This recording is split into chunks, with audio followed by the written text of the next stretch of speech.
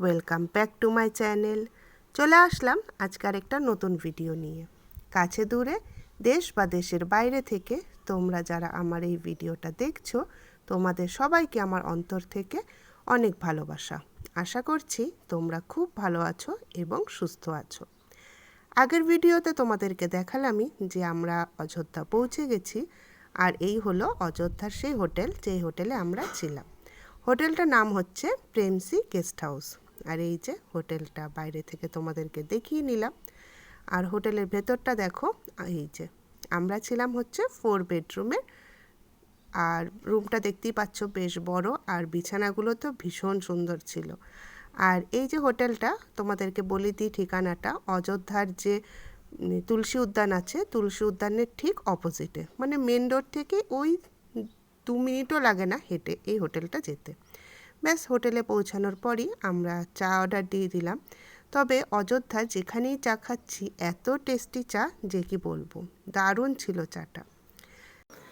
হোটেলে ঢুকতে ঢুকতে আমাদের প্রায় 5:30 পৌনে 6টা বেজে গেছিলো। তারপর আমরা ফ্রেশ হয়ে চা খেয়ে সাজুগুজু করে বেরিয়ে গেলাম রামলাল্লার দর্শন করতে। আর এই দেখো অযোধ্যার রাস্তাঘাটও তোমাদেরকে একটু দেখিয়ে নিচ্ছি। আর যেই টোটোটাতে করে আমরা গেছিলাম সেই টোটোটা দেখো কি সুন্দর দেখতে, তো সেটারও একটু ভিডিও করে নিলাম। আসলে আমরা যে রামলাল্লাকে দেখতে গেছিলাম সেটা না, একটু ঘুরতে গেছিলাম আশেপাশে। তো দেখছি গেটটা বেশ ফাঁকাই আছে, তো ভাবলাম যে এখনই দর্শনটা করে নিই। তো এই দেখো দূর থেকে দেখা যাচ্ছে গেটটা, আর এত ভালো লাগছিল দেখে। আর এই দেখো ভীষণ লাইট একদম চারদিকে ঝকঝক করছে, লোকজন ভরা, সত্যি ভীষণ ভালো লাগছিল জায়গাটা। তো চলো তোমাদেরকে ভেতরটাতে নিয়ে যাই। তবে রামলাল্লার যে মন্দির, মেন মন্দির যেখানে, সেখানে তো ক্যামেরা নিয়ে যাওয়া যায় না, ফোন নিয়ে যাওয়া যায় না। তো যতটা পারছি তোমাদেরকে আমি শেয়ার করার চেষ্টা করছি। আর এই দেখো গেট দিয়ে আমরা ভেতরের দিকে যাচ্ছি। তো এই গেটটা দেখে আমরা ভাবলাম এটাই মনে হয় মেন গেট। তো তার জন্য আমরা ঢুকছি, কিন্তু এখান থেকে অনেকটা হাঁটতে হয়। হাঁটার পরে তারপরে মেন গেট পড়ে। তো এই যে হাঁটা শুরু করছি, তবে অনেকটা হাঁটতে হলেও এই যে দেখো একদমই ফাঁকা ছিল, আমি আর পাপা হেঁটে যাচ্ছি। আর একদমই ফাঁকা ছিল, তোমরা দেখতেই পাচ্ছ। তবে দিনের বেলাতে কিন্তু প্রচণ্ড ভিড় হয়। তোমরা যারা অযোধ্যা এসেছো জানোই, হনুমানগড়ি থেকেই মানে ব্যারিকেড পড়ে যায়, ওখান থেকে হেঁটে এখানে আসতে হয়। তো আমরা যখন ঢুকছি তখন বাজছিল ওই 8টার মতো। তো তখন তোমরা দেখতেই পাচ্ছ কতটা ফাঁকা। আমি তো তোমাদেরকে সাজেস্ট করব, তোমরা যদি অযোধ্যা আসো তোমরা কিন্তু অবশ্যই সন্ধ্যার পরে রামলাল্লার দর্শন করতে এসো, বা হনুমান গাড়িতে যেও, তখন কিন্তু ভীষণ ফাঁকা থাকে।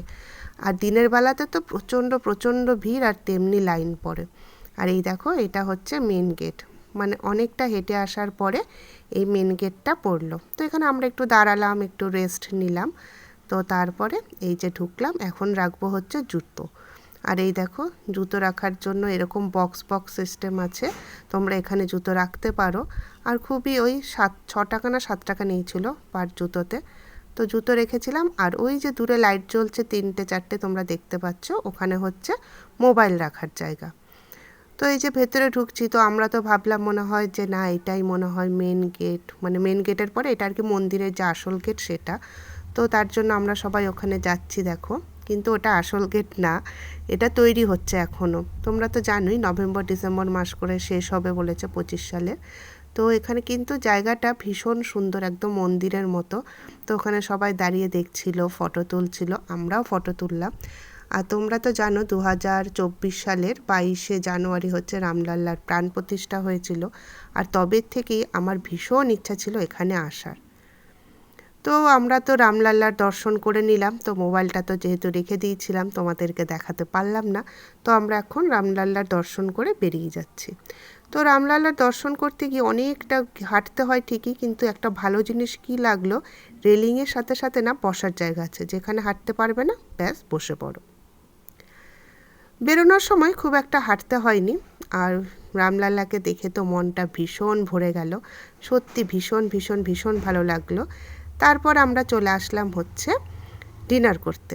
আর আমরা যে হোটেলে থাকছি আর কি, আর এই যে এই রেস্টুরেন্টটা চটোরি, এই দুটো কিন্তু আমরা ইউটিউব থেকে দেখেই তারপরে গেছি।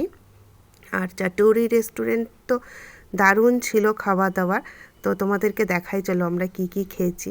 আর এই যে এখানে বসেছি, আর আমরা তো ভীষণ টায়ার্ড, কারণ ট্রেন জার্নি করে দর্শন করে আমরা ভীষণ টায়ার্ড হয়ে গেছিলাম। তো মনে হচ্ছে কতক্ষণে খাবো আর হোটেলে গিয়ে রেস্ট নেব। তো খুব একটা বসতে হয়নি, আমাদের খাবার দিয়ে দিল। আর এই দেখো খাবারে আমরা নিয়েছিলাম এখানে তন্দুরি রুটি। আর প্রত্যেকটা খাবার মানে তোমরা যদি যাও অযোধ্যাতে তোমরা কিন্তু অবশ্যই চটুরি রেস্টুরেন্টে খেয়েও, দারুণ দারুণ খাবার ছিল। তো যেটা বললাম তন্দুরি রুটি নিয়েছি, আর এখানে নিয়েছিলাম হচ্ছে ডাল মাখনি। তো আর এখানে একটা জিনিস কি দেখলাম, স্পাইসি তো আছেই, আর তার সাথে না একটু লবণটা ওরা বেশি খায়। আর সবই ভেজ ছিল, আর ওখানে ভেজ মানেই তো পেঁয়াজ রসুন থাকবে, আমাদের এখানে যেমন পেঁয়াজ রসুন ছাড়া ভেজ হয়। আর এখানে ছিল হচ্ছে চাইনিজ ফ্রাইড রাইস, মানে পনির চাইনিজ ফ্রাইড রাইস। তো এইগুলো আমরা খেলাম। খাওয়া দাওয়ার পরে আরেকটা জিনিস নিয়েছিলাম, সেটা হচ্ছে পনির। এই যে পনির নিয়েছিলাম, পনির মশলা। আর সবথেকে আমার এর মধ্যে ভালো লেগেছিল 1 নম্বরে ফ্রাইড রাইস, আর 2 নম্বরে হচ্ছে ডাল মাখনি। এই দুটো তো দুর্দান্ত হয়েছিল। তো খাওয়া দাওয়া তো কমপ্লিট হয়ে গেল, চলো কিছু ছবি দেখাই তোমাদের। আমি তো ফটো তুলতে ভীষণ ভালোবাসি, আর আমি জানি আমার মতোই আমার পরিবারের অনেক সদস্যই আছো তোমরা, যারা আমার মতো ফটো তুলতে খুবই ভালোবাসো। শুধু ঘুরতে গেছি তার জন্য নয়, এমনি আমার ফটো তুলতে ছোট থেকেই ভীষণ ভালো লাগে। আর আমরা 4 জন গেছিলাম অযোধ্যাতে, মামুনি, পাপা, আমি আর আয়ুষ। আমাদের 4 জনেরই ফটো তোমাদের সাথে শেয়ার করলাম, কেমন লাগলো অবশ্যই জানিও। আর আজকে আমি একটা ছোট্ট ভিডিও শেয়ার করলাম, এই ছোট্ট ভিডিওটা তোমাদের কেমন লাগলো সেটাও অবশ্যই তোমরা আমাকে কমেন্ট করে জানাবে। আর এই যে চটুরি রেস্টুরেন্ট, দারুণ দারুণ দারুণ খাওয়া দাওয়া। যারা অযোধ্যা যাবে বলে ঠিক করেছো তারা কিন্তু এই চটুরি রেস্টুরেন্টে অবশ্যই খেও, আমার কথাটা শুনে দারুণ লাগবে খাবার দাবার। তো ঠিক আছে, ভিডিওটা আর বেশি বাড়ালাম না, এর পর্যন্তই রাখলাম। পরের দিন আসছি আর একটা নতুন ভিডিও নিয়ে।